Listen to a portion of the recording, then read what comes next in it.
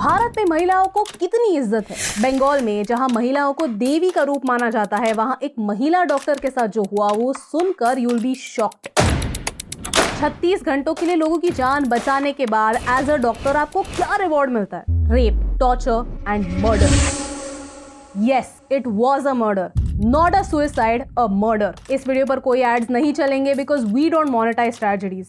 This video needs attention, it doesn't need us to earn profit. लेकिन आपसे एक request है कि इस वीडियो को ज्यादा से ज्यादा शेयर कीजिए, क्योंकि कई लोग चाहते हैं कि ये न्यूज एक नेशनल न्यूज ना बने, एक हेडलाइन ना बने, बस एक साइड नोट बनकर रह जाए, न्यूज की भीड़ में कहीं खो जाए। क्योंकि आज एक ऐसी इंसिडेंट की बात करनी है जिसने मेरे अंदर के सारे होप को खत्म कर दिए। और सैड बात यह है कि डॉक्टर्स को छोड़कर इस बात की परवाह किसी को नहीं है। इस पूरे वीडियो में हम विक्टिम को डॉक्टर एम कहेंगे। उनके फैमिली के प्रिवेसी के लिए हम उनका नेम या फोटो इस वीडियो में यूज नहीं करने वाले हैं। कोलकाता के आरजी कार कॉलेज में एक घिनौना मर्डर हुआ। बैक टू बैक 36 आवर्स काम करने के बाद ये डॉक्टर रात को कुछ समय के लिए कॉलेज के सेमिनार हॉल में रेस्ट करने के लिए गई और वहां उनके साथ अनस्पीकेबल टॉर्चर हुआ। Dead body of the girl, जिसके मुंह में खून था, शरीर में कोई कपड़ा नहीं था, पैर दोनों राइट एंगल में मिला गया, एक पाँव बेड के इस तरफ, एक पाँव बेड के इस तरफ मिला गया।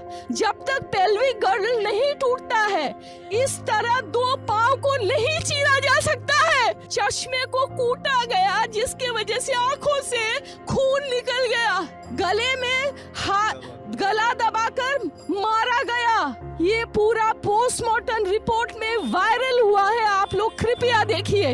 I promise you that not a grain of the words I utter today is a lie. Bleeding from her eyes, bleeding from her mouth, bleeding from her vagina, injury all over her body, fractures। ये सरासर एक murder है। Social media पर धीरे धीरे details बाहर आ रही हैं। You know the worst part, torture की डिटेल्स बरी करने की कोशिश की। डॉक्टर एम के पेरेंट्स को झूठ कहा गया कि ये मर्डर नहीं, एक सुसाइड था। केस बंद करने की हर वो कोशिश की गई जो की जा सकती है। Evidence was destroyed. In fact Twitter पर कुछ लोग कह रहे हैं कि उस कॉलेज में सेमिनार हॉल के ऑपोजिट रेनोवेशन शुरू हो चुके हैं ताकि कोई एविडेंस बच ही ना पाए। पुलिस इन्वेस्टिगेशन तक कॉम्प्रोमाइज हो चुकी है। डॉक्टर एम के मेंटल स्टेट पर सवाल उठाए गए। अरेस्ट की बात तो तब हुई जब प्रोटेस्ट की वजह से इस इश्यू को मीडिया अटेंशन मिला, लेकिन एक डीले की वजह से इन्वेस्टिगेशन सीरियसली कॉम्प्रोमाइज हो सकता है। Evidence can be destroyed.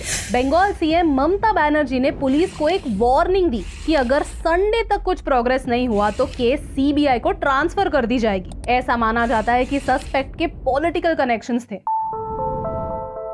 जहां रेप हुआ वहां कोई सीसीटीवी था ही नहीं, लेकिन पुलिस को उस एरिया में एक ब्लूटूथ हेडसेट मिला। फिर पुलिस ने जब ये हेडसेट कुछ सस्पेक्ट्स की मोबाइल से कनेक्ट करने की कोशिश की तो कोलकाता पुलिस वॉलंटियर संजय रॉय के फोन से ही ये हेडसेट कनेक्ट हुआ। द वर्स्ट पार्ट इज, इस सस्पेक्ट के अगेंस्ट कई एलिगेशंस थे, जैसे एक्सटॉर्शन, इंटिमिडेशन और थ्रेट्स अगेंस्ट विमेन।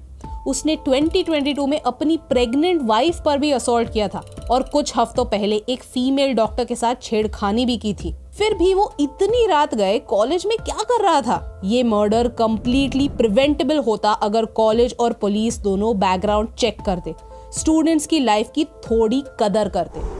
यानी जो लोग हमारे रक्षक बनने वाले थे वो हमारे भक्षक बन गए हैं। और अब ऐसी न्यूज आई है कि Kolkata high court has asked the case to be transferred to central bureau of investigation. There are just a few points that I really want to discuss. First, क्या बंगाल में ये मर्डर होने से अक्यूज्ड को ऑटोमेटिकली इम्यूनिटी मिल जाती है? भारत में एक अजीब डिजीज है जो सबको अफ्लिक्ट करती है, क्राइम्स को एक फिल्टर के थ्रू देखने की। यूपी में जब एक रेप होता है तो सारे पॉलिटिशियंस वहां चले जाते हैं और हर चीज को मीडिया अटेंशन मिलती है, और एक हफ्ते बाद जब लोगों को कुछ नया मिलता है आउटरीच करने के लिए तो सब नजर घुमा देते हैं। लेकिन भारत के कुछ स्टेट्स ऐसे हैं जहां कुछ भी कर लो आपके हर पाप धुल जाते हैं, और उनमें से एक है वेस्ट बंगाल। बंगाल में हर इलेक्शन के बाद पोस्ट पोल वायलेंस होता है और हर बार इस वायलेंस को दबाया जाता है। संदेश खाली के हॉरर्स भी कुछ इसी तरह दबाए गए थे और अब इस इंसिडेंट्स को भी दबाने की बहुत कोशिश की जा रही है। आरजी कार कॉलेज के प्रिंसिपल के रेजिग्नेशन के बाद बस कुछ ही घंटों में उसे दूसरे मेडिकल कॉलेज के प्रिंसिपल की पोस्ट मिल जाती है।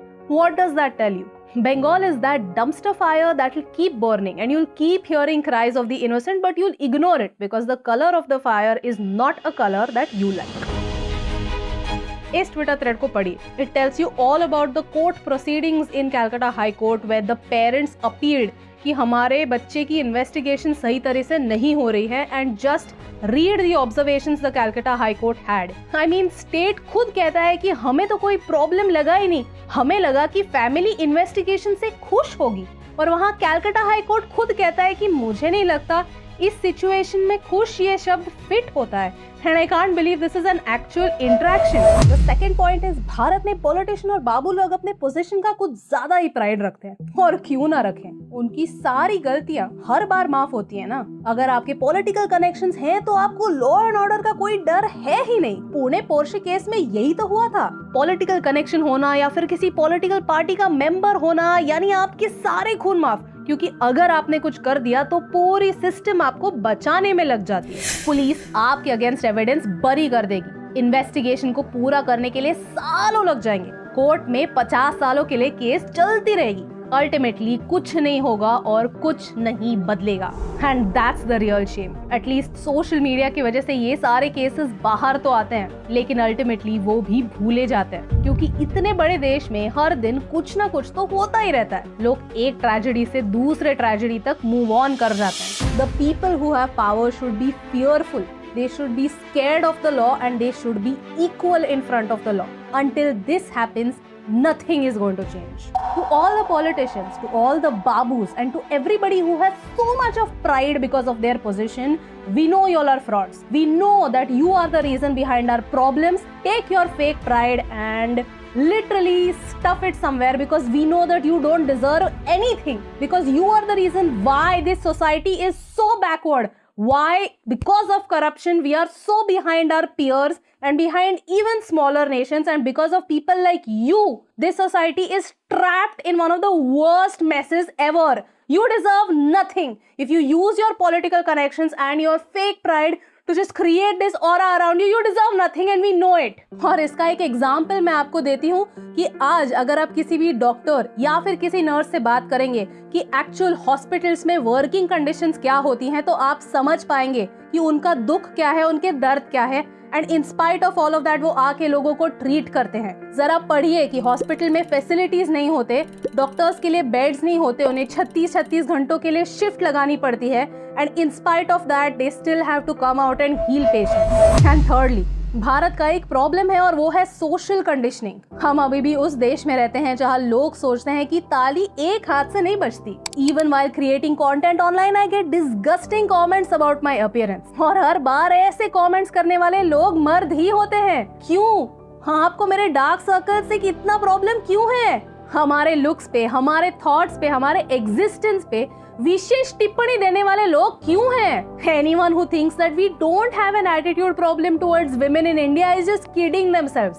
ये सच नहीं है। I know that there are good men, I know that there are supportive men, लेकिन हर एक सपोर्टिव मर्द के लिए 100 ऐसे टॉक्सिक मर्द होते हैं जो ऑनलाइन आके उनका सारा बैगेज हमारे पे अनलोड कर देते हैं। और ये सच है, ये आप डिनाई नहीं कर सकते। I am a working woman and every day I have to face the question, why are you not having kids? Other people are having kids, other creators are having kids. It's not a race, but we still have to face it. हमारे देश में इस mentality का problem है। I am a chartered accountant, I am a ranker, I run a business with my husband. लेकिन ये सब भूलकर मुझे हमेशा मेरे अपीयरेंस तक नीचे गिराया जाता है, नीचा दिखाया जाता है। एंड यू मे फील कि इन सारी बातों का इस इंसिडेंट से क्या कनेक्शन है। You may think that rape is a sexual act, but no, rape is a power act to show the woman her place. क्योंकि आज भी समाज में ऐसे लोग हैं जो उनकी पावर हमारे ऊपर थोपते हैं। Respect zero, ego hero. जब तक ये करेक्ट नहीं होगा तब तक कुछ नहीं बदलेगा। बदलना है तो भारत के मर्दों को अपनी नजर और अपनी सोच को बदलना ही होगा। As a country, we need to think if a man needs to rape a woman, to torture a woman to feel powerful in his life, तो how much psychological help do we all really need? India is 50% women, और अगर हम चाहते हैं कि हम develop हो तो हमें टैलेंटेड महिलाओं की जरूरत है। ऐसी महिलाएं जो घर की लक्ष्मी बने, जो घर की 4 दीवारों में कैद ना रहे, बाहर निकले, बेखौफ होकर निकले। जब तक महिलाएं सेफ नहीं है तब तक आधा भारत सेफ नहीं है। इन दी एंड मेरी आपसे एक ही रिक्वेस्ट है, इस इंसिडेंट्स को मरने मत दीजिए, इस मैसेज को स्प्रेड कीजिए, इस वीडियो को डाउनलोड कीजिए और उसे व्हाट्सएप, फेसबुक, इंस्टाग्राम, ट्विटर जहां शेयर करना है शेयर कीजिए। क्योंकि एक महिला को देवी बनाना दूर की बात, अगर हम उसे एक इंसान जैसे ट्रीट कर पाए तो ये भी बहुत बड़ी जीत होगी। और शुरुआत आपसे और आपके घर से होने की सख्त जरूरत है, क्योंकि एक के करने से क्या फर्क पड़ता है, लेकिन एक एक के करने से बहुत फर्क पड़ता है। और इन दोनों लाइंस में सिर्फ एक का फर्क है, and that's the reason why फर्क पड़ता है।